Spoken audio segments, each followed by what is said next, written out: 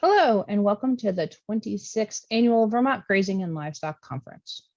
I'd like to take a moment to thank our sponsors, to bring special attention to the National Grazing Lands Coalition, Food Animal Concerns Trust, Morrison's Custom Feeds, Rural Vermont, and the Vermont Agency of Agriculture, Food, and Markets. Please visit all of our sponsors' virtual booths for more information about their work. I'd also like to thank our partners. They help make our work possible throughout the year. The National Institute of Food and Agriculture, United States Department of Agriculture, Cedar Tree Foundation, and the Forrest C. and Francis H. Latner Foundation. And now I'd like to talk a little bit about how to use Whova to improve your conference experience. During the sessions, we will take Q&A from the audience. You will submit your Q&A questions under the Q&A tab to the right of the session recording.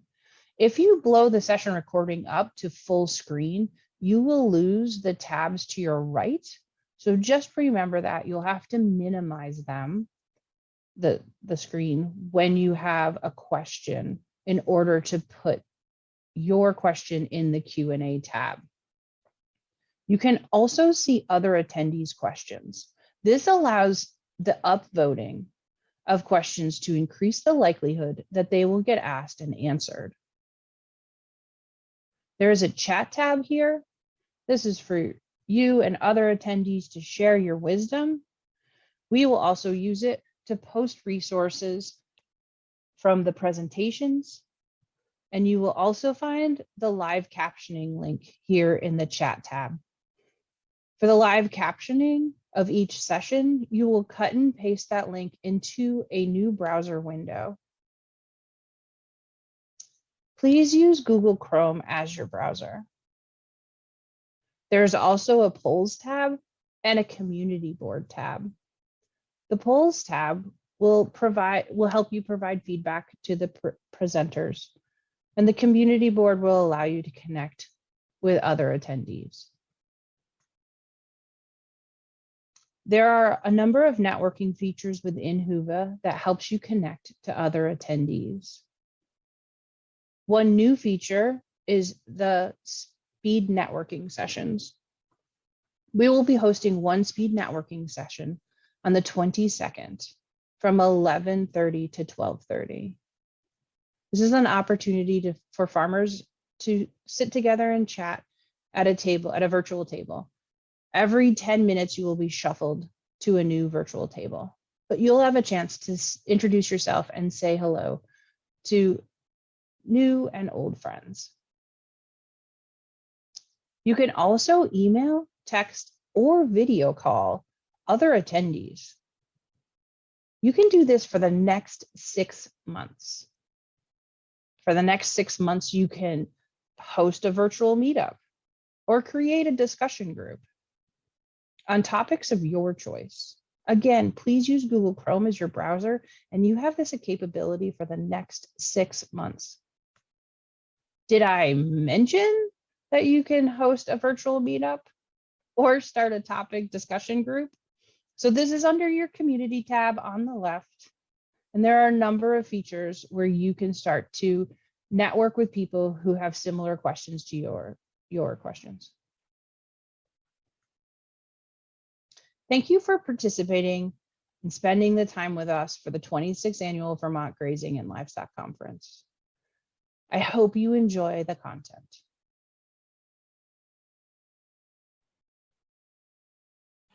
Hello and welcome everybody. To Phyllis VanAmburgh, the how do we make money at grazing? And so I'm Megan Sheridan. I'm the executive director of the Vermont Grass Farmers Association. And just a little quick reminder about Q&A sessions. So if you are in Whova, if you can continue to use the Q&A in Whova, because that becomes a record of your questions, which if we don't get to them in time, because Phyllis has a presentation today, we're going to try to leave time at the end for questions. But if we don't get to them, she's able to get back in and answer those questions in Whova. So And if you are Zoom only, we will try to transfer your questions out to Huga so she can get to them. So without further ado, welcome, Phyllis. There you go. And you can take it from here. Thank you so much, Megan. And thank you to everybody. Phyllis VanAmburgh, my husband Paul, and I and our kids have a 100% grass-fed dairy farm in eastern central New York. I do consulting with transitioning farmers, but with other, various other people and companies around about grazing, regenerative ag, dairy, things like that. I've worked with the Savor Institute and trained under them years ago. So practice holistic management, that's pretty important because that's sort of the basis for a lot of the concepts that I'm going to present today. There's so much to cover, but I just, before I get right to it and share my screen, I just wanted to let everybody know that, there's sort of three major components to making money grazing, and that's sort of understanding your money, understanding the way your money as one of your many resources works with your other resources, how to quantify that and translate that into representation of money, and then what are some of the collateral, you might call, benefits that you may or may not be able to quantify on paper in financials, but will certainly be realized as real benefits on those spreadsheets. So just sort of an overview so you can sort of try to follow me as I go. And without further ado, I will start with some slides and hopefully some fun pictures. Okay. So the real and hidden benefits of grazing. I guess, can you guys see this too? Should I? There we go. Let's see. Make sure yep, okay. So just to start out, there's some general things that every producer should be able to have on hand at any given time, and that's your balance sheet, your profit and loss. You should probably have a feed cost analysis, whatever flavor that is for you, and cash flow projections or a holistic financial plan. If you have cash flow projections, you can take your feed cost analysis from that. But basically, I just want to start off the bat to say you really need to know your balance sheet, what you have, your profit and loss, sort of how things are going, and your projected cash flow is sort of your plan for the future. So how are you going to, maintain yourself going forward? And do you really know what's going on? Obviously. So the records you obviously need to know your herd or flock size. You need to know what you're selling. I didn't include everything here. Most commonly it's meat, milk, and wool. It could be animals. It could be per head or whatever. And you should have an idea of what your production costs are, what your feed costs are, the maintenance and repairs, and that's across the board on your equipment, on your other fixed assets, your barns, things like that. You should have a list of your equipment and its value, and other things such as fuel. You should maintain an asset list. So, and include any of the leases that you might have. So not just land that you own, but land that you have access to, and what your liabilities and payables are. And in order to really get through this, knowing how to make money grazing, you need to have at least some grazing records and preferably some grazing charts. So in order to do anything and know whether you're making any money, you really do need to have all of this stuff with you. So spreadsheets for me are really helpful. This is probably one of the most complicated spreadsheets I ever made, because our milk pricing with our milk company has a convoluting factor of whether you're over or under your monthly base. So, and then the pricing is dependent on that. But if you look over at the left-hand side, you can see that there's really just some very simple spreadsheet analysis that you can do. And if you can do it with milk, you can do it with anything, because Milk is probably more complicated to project than some of the other things that you might be producing. So here we have the month, how many cows are going to freshen that month, how many cows are going to dry off in the previous month. And that gives me an idea of how many cows I'm going to have in milk starting the next, for that month. I can predict an average pounds per cow, the days in the month. Now I know how many pounds I'm going to make. And from there, I can apply a price. And this will give me an idea on at least the income side of what I can expect. And that's really important for financial planning, because from there, obviously, all of the expenses follow what your projected income is. So now that I sort of have thrown that out there as examples of what sort of examples of the records you should keep and the information you should have on hand, I'm going to try to loop back and start at the beginning and just say that farming has been around for a long time. It's a huge industry. And where we find ourselves are with established methods of making a profit. And a lot of those have started to sort of silo people in their decision making, and that can be very dangerous. So when we talk about grass farming, we're really deviating from basically what has come to be a confinement oriented industry, in that most of the information and efficiencies that are offered to us are based on that sort of square foot production, keep the animals in one place, buy your inputs and sell your outputs, and try to optimize what I really imagine is sort of a throughput model, where everything is really based on buying and selling, buying your inputs and selling your output. But as grass farmers, we will get stuck if we do that, because we have a lot more options than just that.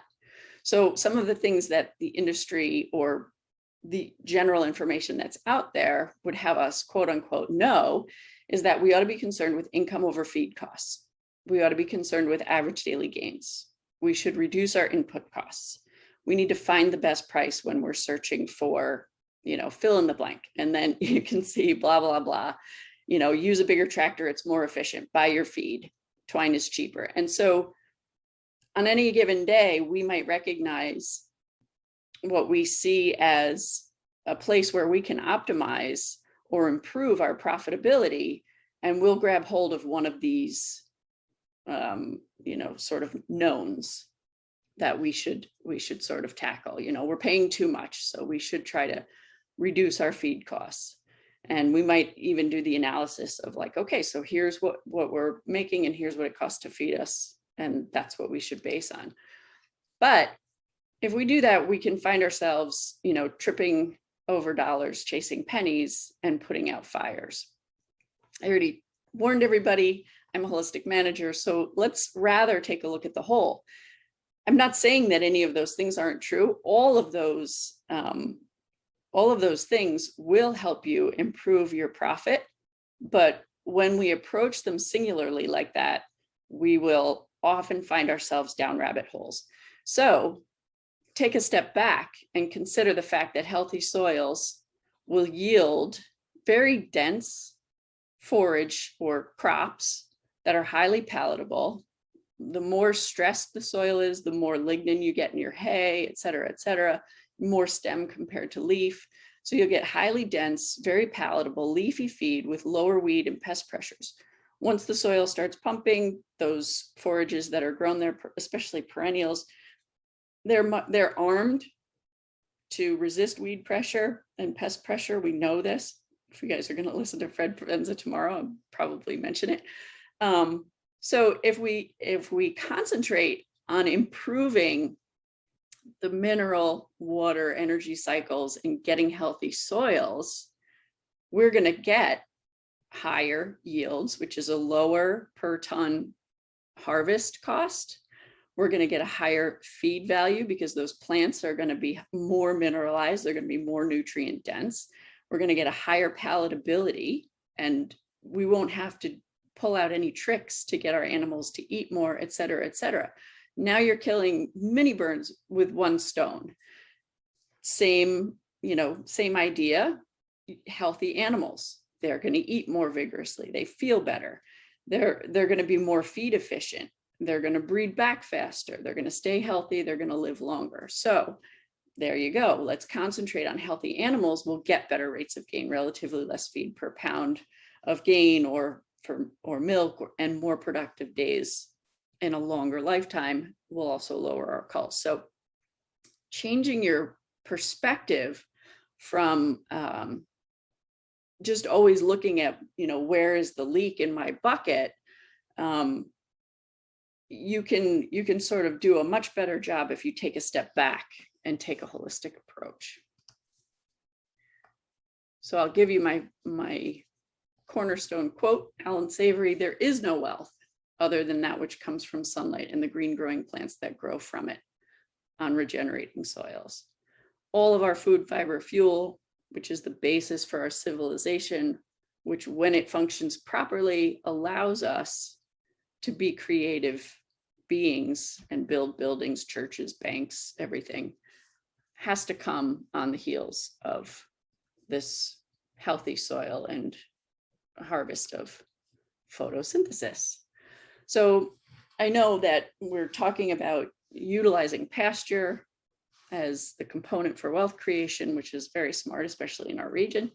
So as grass farmers, our most valuable and powerful tool obviously is photosynthesis, and learning to optimize that is very much key. I'm sure you guys are all on board with that. So photosynthesis happens on our land. There's some really interesting perspectives on land costs in Holistic Management Handbook. I was just telling Megan that I think the Holistic Management Handbook is undervalued. I know the text itself is very, very valuable, but the handbook, really should get some more press. I put the entire page on here so that you could get an idea of what they're talking about in this analysis. When we talk about throughput or keeping the animals in one place rather than on pasture and bringing the food to them, we shift the production from optimizing fixed costs such as land into optimizing variable costs such as purchased feed, grain, or other inputs. And the traditional way of looking at profit would have you, say, look, you don't need all that pasture land. You don't need those hillsides. You can get rid of that. You can replace all of that with purchased or even tractors that will, you could lease land and make the feed, et cetera, et cetera. And you could realize a much higher profit if you go that way. If, however, you have those hillsides and they're an asset that you already have underway, and you have the ability to make those costs and you're going to pay for it anyway, you have a much higher profit margin if you can minimize your variable costs and utilize that fixed land cost for your production. It's much more complicated than just that, but it's a really interesting concept on the utilization of fixed costs versus variable costs. There's another page that explains it in a little bit different way. It has a little bit to do with scale, and it has a little bit to do with how reliable your production model in particular is on variable costs and whether or not you can reduce those. I'm not going to, read all of this text. So you guys will have access to this. You can go back and ponder that. But I also highly recommend that you just buy the handbook. It's Holistic Management Handbook, Jody Butterfield, Sam Bingham, and Alan Savory. But what I will read to you is this last paragraph here. If you can cut the slope of your variable cost line without adding extra fixed costs, do that first. Thus, management improvements that allow you to increase stocking rates or reduce supplements or labor give you more flexibility than assuming a mortgage payment on additional land. to me, what that says is the first thing you ought to do is optimize the land you've already got. And even if it's cropland, in my mind, there's no better way to do that than pasture. So here's, in holistic financial planning, I'll just throw up here the components of wealth creation and how you look how it's broken down so that you can find the weak link. So the first thing you have, and I hope this is review for some of you, but if it's new, then I hope this will be a big light bulb for you. The first thing you have is resource conversion, and that's, converting the sun into growing plants. So how effective and efficient are you from capturing photosynthesis and turning it into an abundance of diverse growing plants? Second is product conversion. So now what are you going to do with those plants? How efficient and effective are you at converting those plants into whatever it is you sell: meat, milk, wool, heads of cattle, whatever. And then the final piece is the market conversion, which is that meat or milk into dollars. Now, obviously, there's a whole lot here, but when we're talking about grazing, we're talking about primarily the resource conversion, which is doing a stellar job at converting the sun into growing plants. And that in turn will actually contribute to the efficiency of your livestock to convert those plants into meat or milk. So these two with the asterisks are really where the keys to making money grazing lie. So what does that, if you consider that wealth is green growing plants on regenerative soils, it looks like pastures that are greener. They're deep greens. You shouldn't see too many yellow leaves, brown leaves in your pastures, greener all the time. You should have more forage on every acre every year. The soil should be soft, friable, with good tilth. You should see deep, vibrant colors in not just the green leaves and the flowers, but also in your cattle, and nice wide leaves on the plants that grow there.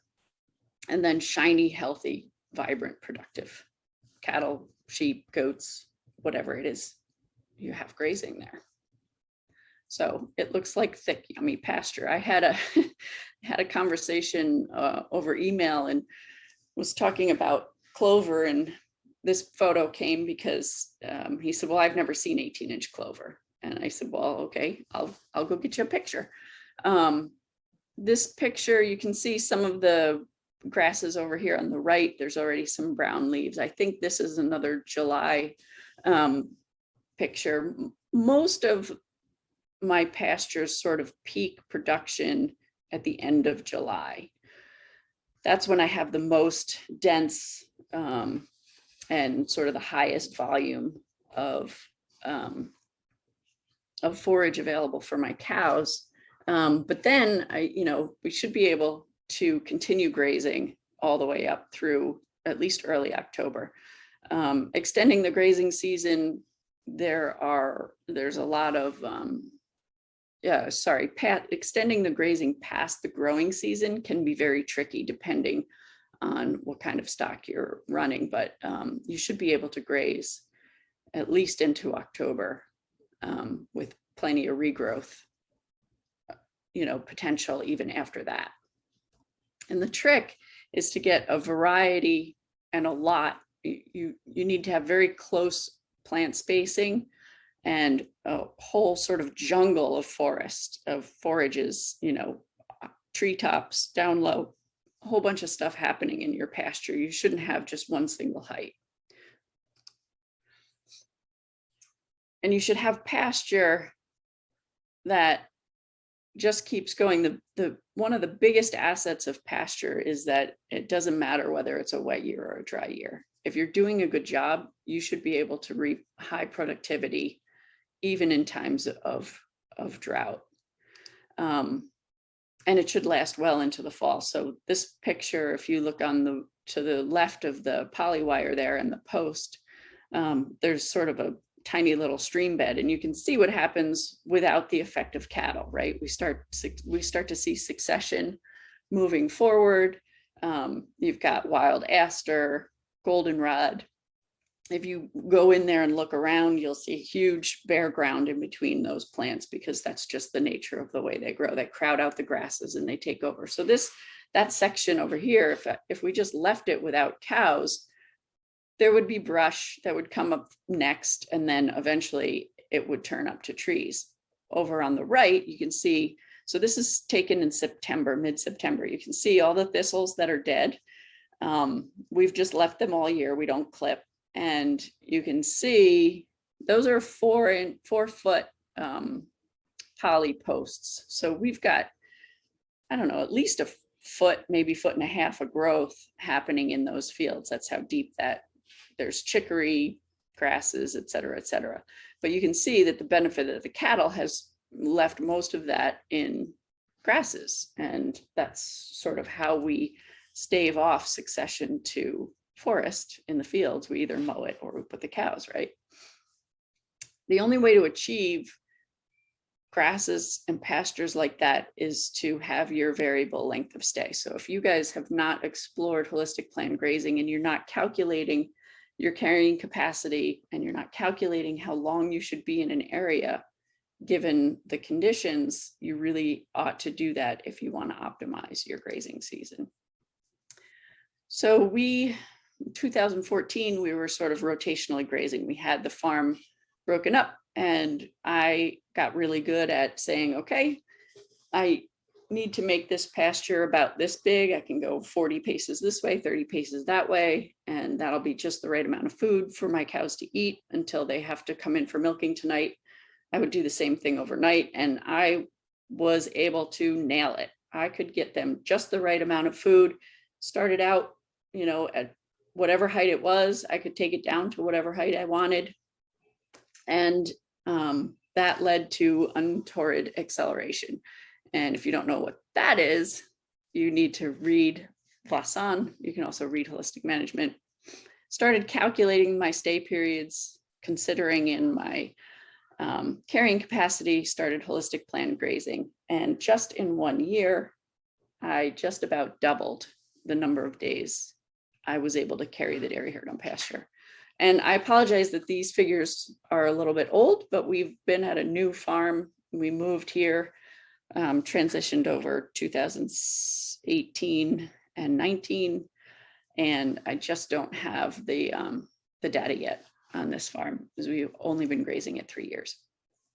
In 2016, we went up to 162 days of just pasture, no grain, no hay, no baleage supplemented.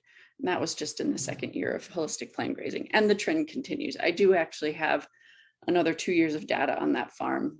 And we kept it, kept going further and further.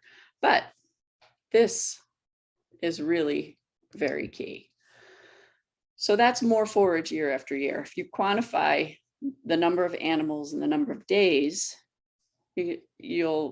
what I come up with in 2014, we had 11,232 animal unit days. So this is another aspect of holistic planned grazing.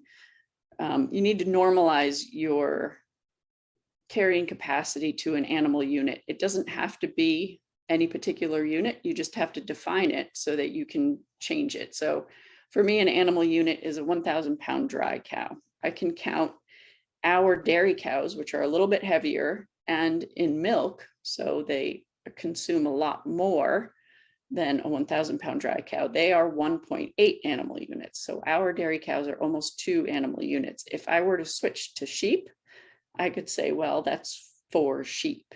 So 4 sheep is the same as 1,000 pound dry cow. It doesn't matter. You just need to define your animal unit and then normalize it. By the time I got to 2016, calculating my carrying capacity, we had 64% more animal days in 2016 versus 14. We didn't change anything except the management. Now that's what he's talking about. If you can optimize your variable costs on the fixed costs that you already have, so same farm, same cows, no more assets, no more fixed costs. All we did was change the management, and we've vastly changed that variable cost of either making or buying feed. and started to optimize it. When you get your grazing going, you're going to be creating a succession that favors forages like this rather than bare ground or trees on one end or the other. And you're going to develop population curves, I'm sorry for the blurry picture, within your pasture that will just keep rolling out new forage for your cows, as I said, year after year. And I want to mention that in 2015 and 16 in my area, we had drought conditions in May and June. So right in the middle of the growing season in 2016, all of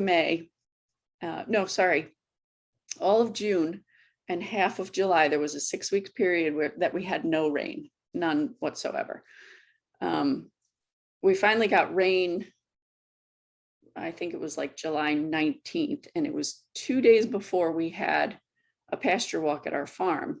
Everybody came because they were out of pasture. It hadn't rained, so they were out of pasture. We still had 45 days of food on the ground ahead of the cows because of the way we planned. So I'll just throw that out there. And the way we had that is we developed this population curve. So we had young plants, growing plants, mature plants, and if you look along the top, we even have dying plants, the plants that the cows refused before. You have to develop that growth curve that will allow all these different levels of production to happen simultaneously throughout the whole year. So I can't stress enough that needing to learn how to use the timing and behavior of your herd to create this is absolutely key to gaining that carrying capacity and gaining those days on pasture. Those days on pasture translate into dollars. So when this data was for our 50 dairy cow herd, those 50 cows ate about 5 bales per day when they weren't on pasture. $55 a bale, it's probably a lot more than that now, plus trucking, but that's still maybe an average. So you're talking about $300 a day to feed that dairy herd. I'm not saying that's what it costs us to make the feed, but that's about market value for what it costs to feed that. So if there's any argument for learning how to extend that grazing season, if you extend it a week, that's a lot of money. Even a day is money in your pocket. So between those 3 years, from 2014 to 16, we had 89 days, same herd, same ground. For us, that was almost $27,000 in feed costs, market value. So I just want to break this up a little bit. So this is that pasture. This is, I think, mid-July. I can't remember the exact date. So we'd been through this pasture twice before, and this was grazing 3. I think we grazed it 2 more times after that this year. You can see down on the left, I've got some regrown burdock leaves regrowing right there down on the left. Maybe you can see my mouse. There's a huge plantain leaf. She's eating some alfalfa right now. We have ryegrass sticking up. There's orchard grass. There's some brome grass. There's a whole variety. And you can see when she moves her leg, there's some stuff even peeking in down at the very bottom that's going to grow once they eat all of this. We put 50 cows on about, I think it's only 3 acres or so for the day in this area. Now this is the same pasture. We get always get a lot of questions about why we don't cut the thistles. When we bale feed during the winter, we always leave opportunity in the spring with bare ground for thistles to establish. And in some years, they get pretty hefty. We call them thistle forests. In our experience, it's never, even when they're this bad, it's never been economical to clip them. And if you manage for what you want, and if you can see the abundance of forage that happens even in between those thistles, and just be brave enough to do it, then you might be able to resist the temptation. You can see it's getting late in the season. They're already flowered out and some of the stems are turning brown. Sorry. So this is the same pasture. I think it's a different year. And it might be a little bit later, but this is what it looks like when they're done.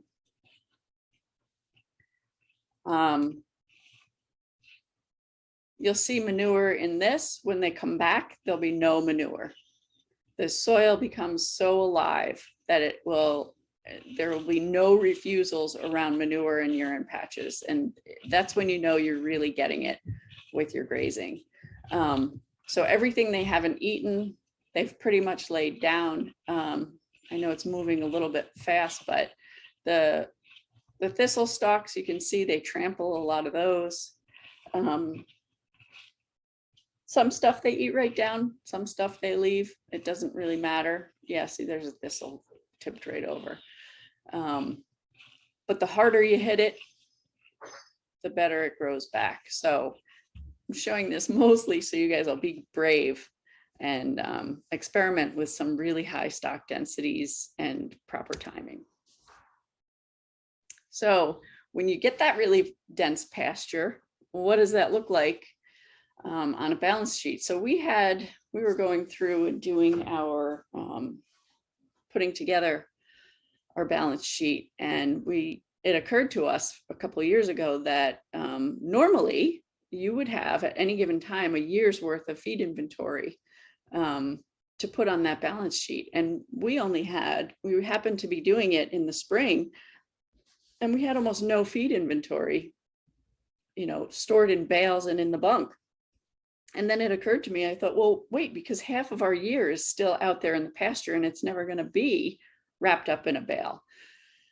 And our lender said, well, that's right, absolutely. But you have that feed, it should be part of your inventory. So from then on, we started calculating, we kept records of how much food basically the cows were eating over the year. And we used that last year's consumption to put on the balance sheet, sort of for the next year.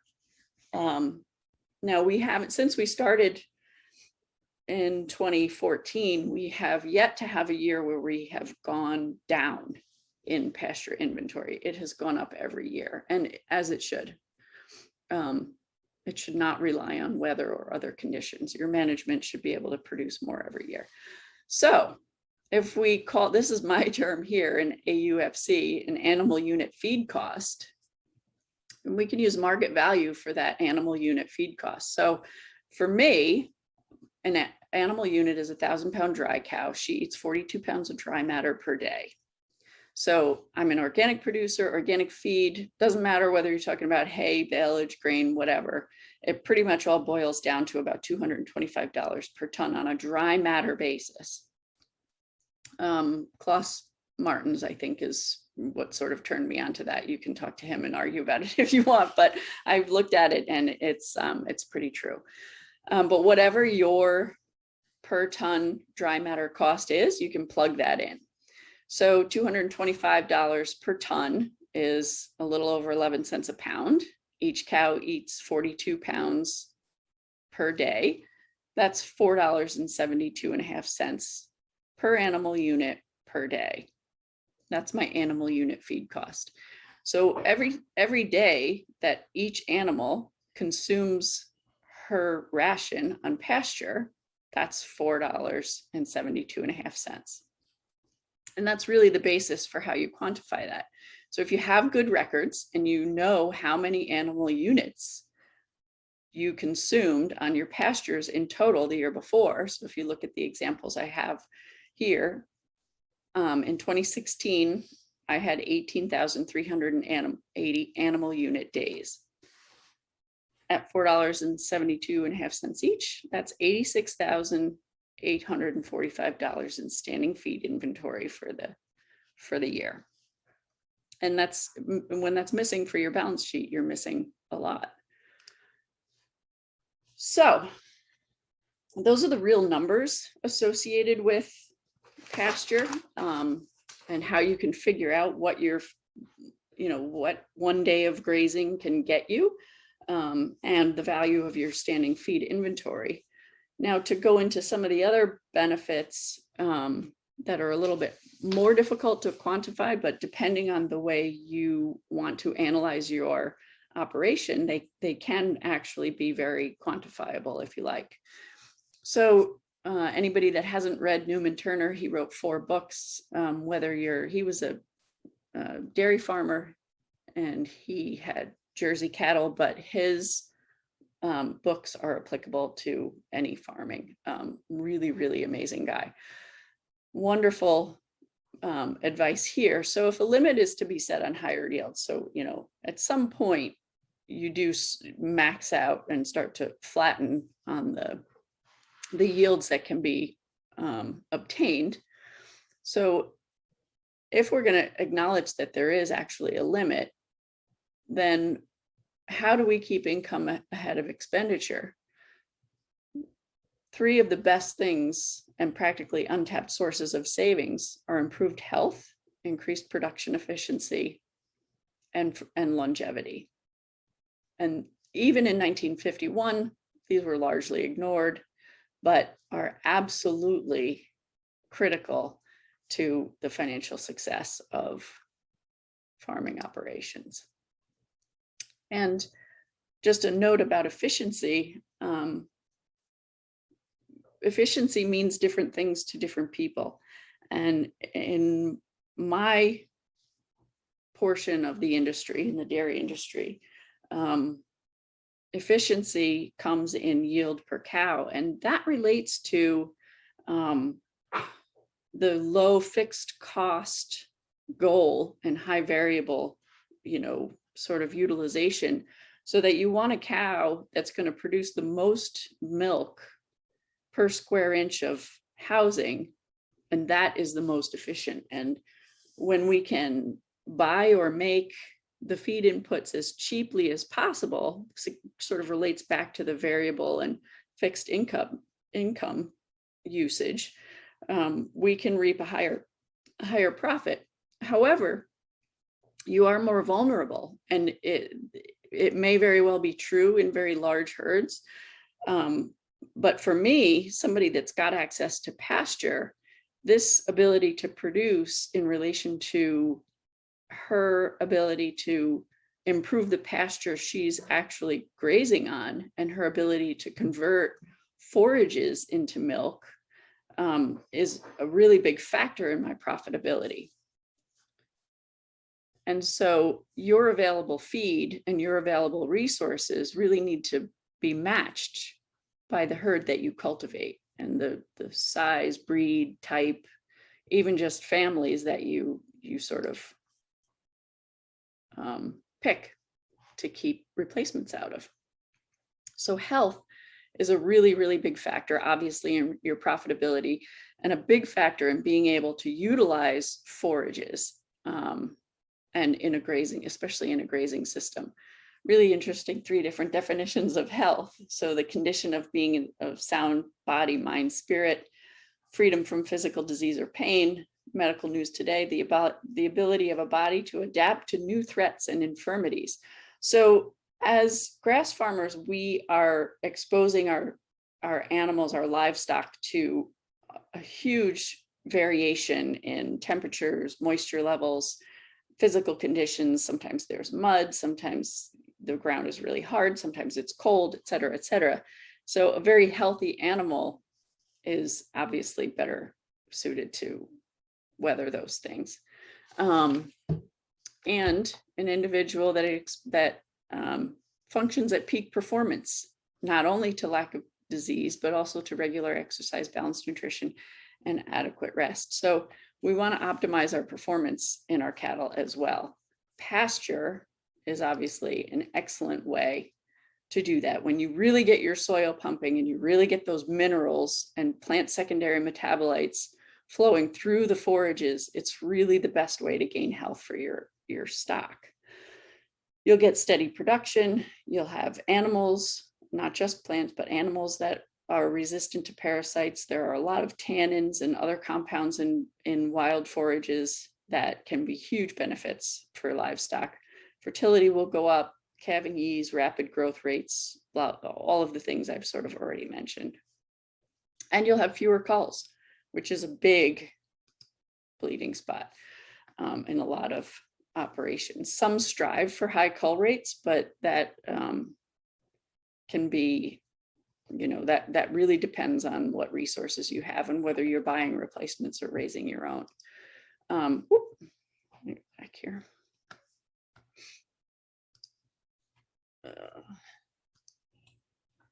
These are some of our old girls, but what I wanted to point out is these girls they're mostly black and red and white. And if you see, the white is really white and that red is a really deep red. The blacks, you don't see very much of that copper coloring. Some of them are a little bit of a mahogany color, but mostly you see very shiny coats, really vigorous cows. Gerald Fry years ago said, when you really get your herd healthy, the manure won't stick to their coats anymore. And I believed him when he said it, but I started to not believe him because 3 years later, it still wasn't happening. But I gotta say, it took probably 5 years, but these cows, they stayed clean in the mud, in the tie stall. It just, better oils in their skin. I'm sure you know all the reasons why. So just a note about how you might quantify the losses or the improvement in cull rates and having fewer losses. So I'm not sure everybody sort of makes this correlation, but the longevity of your livestock dictates your cull rate. So if you've got an animal that lives 10 years, they're being replaced at a rate of 1 every 10 years or 10% of the time. If that animal only lives 2 years, then you're replacing 1 animal every 2 years. It's a 50% cull rate. So, depending on how long your animals are lasting, that dictates how often they need to be replaced. And obviously that becomes your cull rate. So longevity really can help you grow your herd. So now your replacements are adding to the herd. They're not just replacing losses. Or you can just flat out keep fewer replacements or have more young stock to process for meat sales or, heifer or whatever sales. Either way, reducing your cull rate is obviously going to help your bottom line, and longevity is what dictates that. And also just the acknowledgement that unproductive animals are a loss. They're not just a zero. They don't just hang around. A dry cow costs $6 or more every day. Well, we know the feed cost is $4.75, right, for me. And now she also needs to be contributing to the infrastructure. She's being housed, water, et cetera, et cetera. A ewe that loses her lambs is costing you her feed, her housing, her care. And now you really have to consider that that's retroactive to when she last had a lamb, because she's been useless the entire time. And if she has 2 and she loses 1, she's really costing you half of her value. So those are these are things that you could pencil out and put into a spreadsheet and do a comparison on, your existing herd health, if you will, and what you could probably gain if you improved that. So they're not just lost opportunity costs, they're actually costing you money along the way.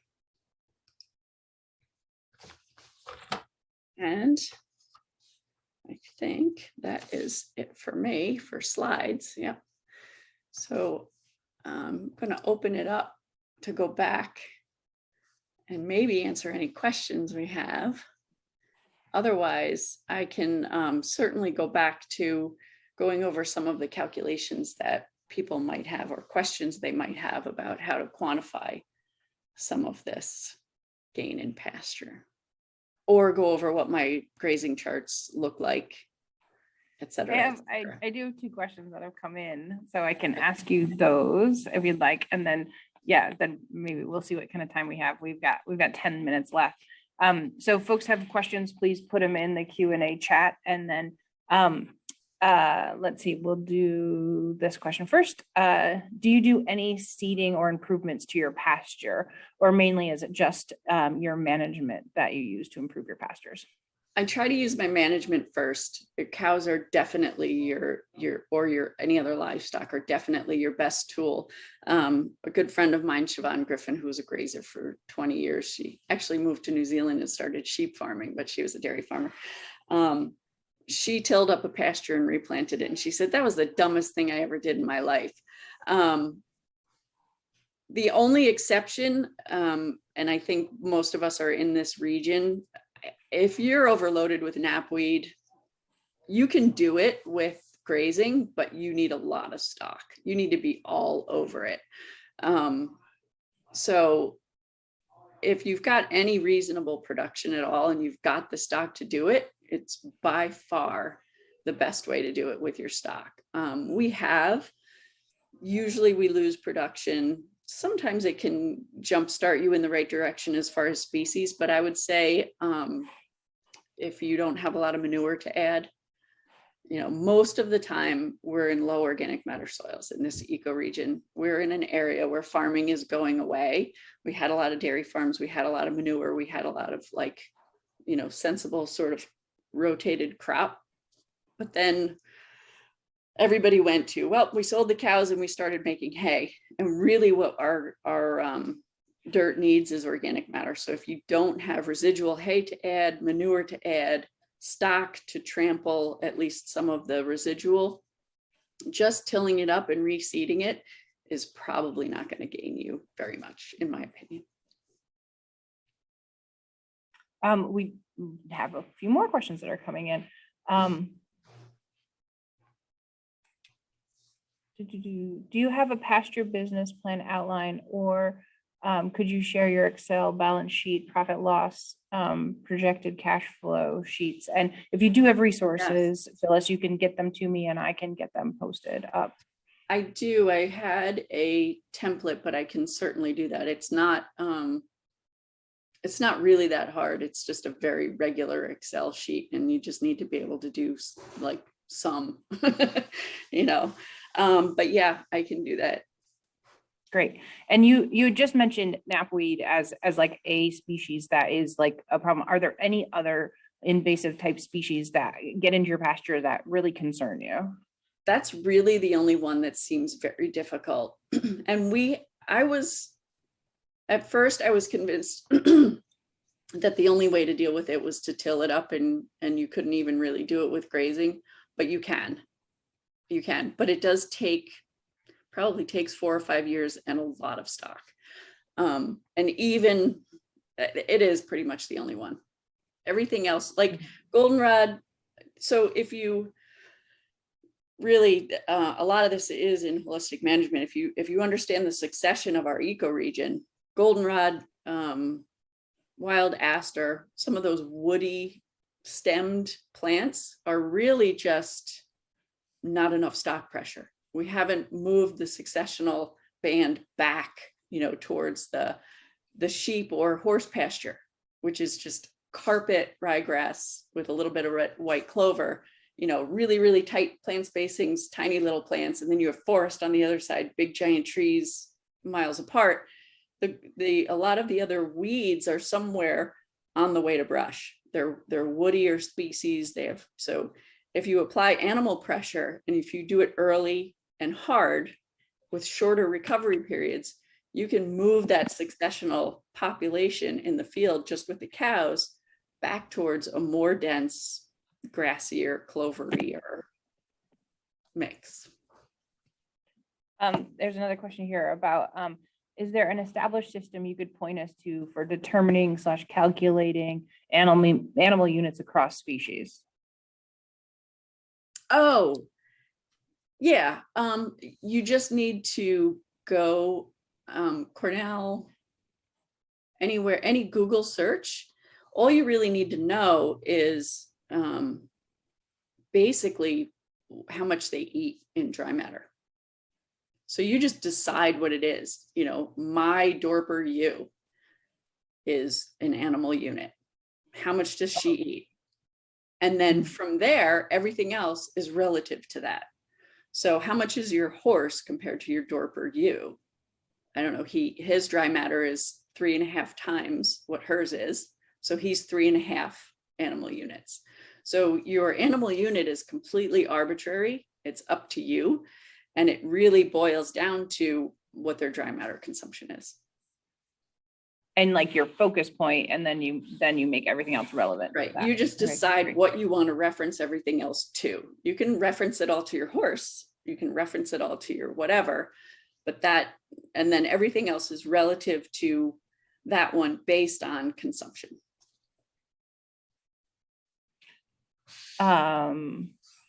Okay, just sharing template, your spreadsheet template, we'll Yes. do that. That was another question. And then this is a question, like, maybe this is a little bit outside of what we're talking about, but not, I don't know. Is your milk price keeping up with your costs? Like, unpack that a little bit. Like, what are they like? Okay, so I can only answer that personally. Yeah. Because, you know, I can't like advocate enough for learning holistic financial planning. It's everything that you ordinarily do, and then it layers on another paradigm, just like it does with the grazing. It layers on another point of view. So for me, probably not quite. And the reason is we didn't sell our other farm. We bought a new farm. We built a new milk house. We have a lot of startup costs. So, and you know, what you've got under the bridge, what you've already paid for, that, you know, doesn't matter anymore. If this farm, if we had stayed at the other farm, or if we had sold it, et cetera, we would have, you know, our debt structure would be a little bit different. So we're, you know, really trying to pay for a lot of short-term debt. And that's not really the case for everybody. You know, on the other hand, if we look at the other farm, our original farm, which is 100 and whatever acres, and you look at what we could have gotten for it, and you would analyze that, you say, okay, well, we could use that cash, and you always analyze cash on what it's going to be used for. The value of using that cash to reduce the debt pales in comparison to number one. So, all right, well, we can look at it as we can buy that farm for what we owe on it today, which is very little, right? Now we're almost all the way through, that's under the bridge. So now we've got the potential to buy this fixed asset at, you know, relatively little cost. And we put all our dry cows and heifers up there, which, as you can see, relates to about $40,000 a year in saved feed costs that now we would have to probably either, you know, until we get our pastures up to par here, we would have to either produce or buy that food.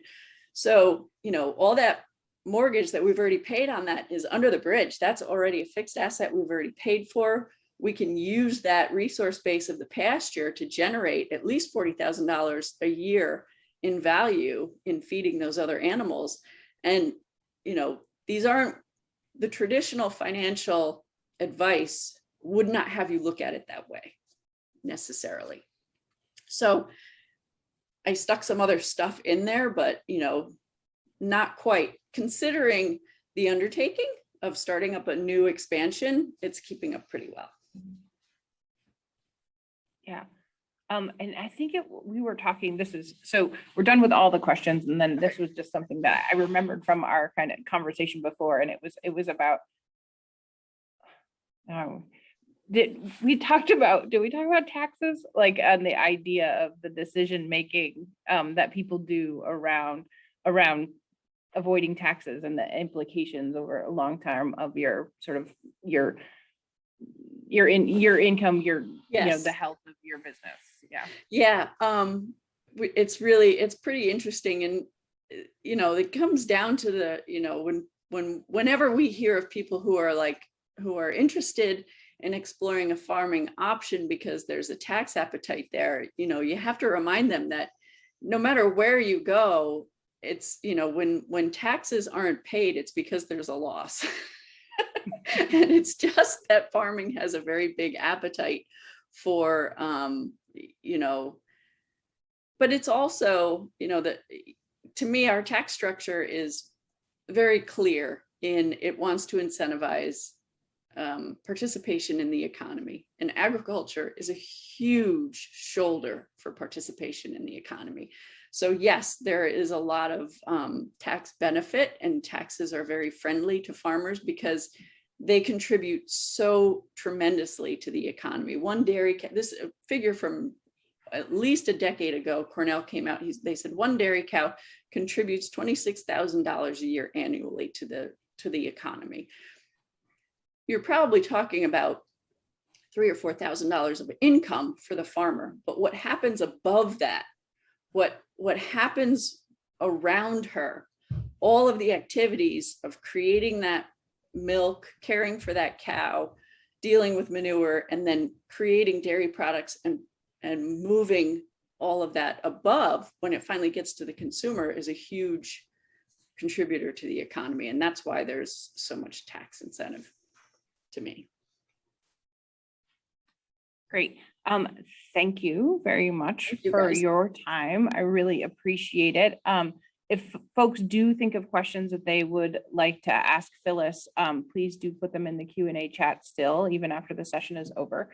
And we can have her refer back to those. You can also contact through the speakers. If you look at the speaker page, all the speakers have contact if there's more questions for you. Thank you so much, Phyllis. And we are going to close this session, and I'll just remind you that we're back at 1 o'clock with the farm management teams with Jake Jacobs. And so we will see you all at 1 o'clock. Thanks, Thank everyone. you. Take care.